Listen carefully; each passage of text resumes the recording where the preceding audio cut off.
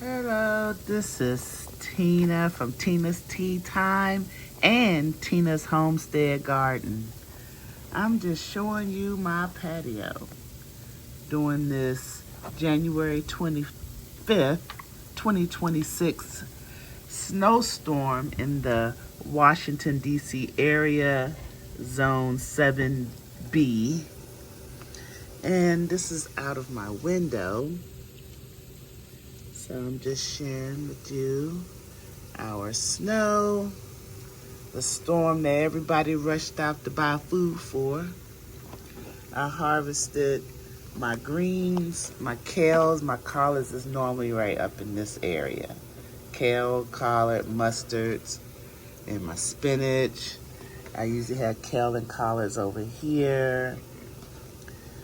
And I harvested enough so I can cook and freeze. So, can't wait for the spring, but you gotta enjoy the snow. Cleans the air.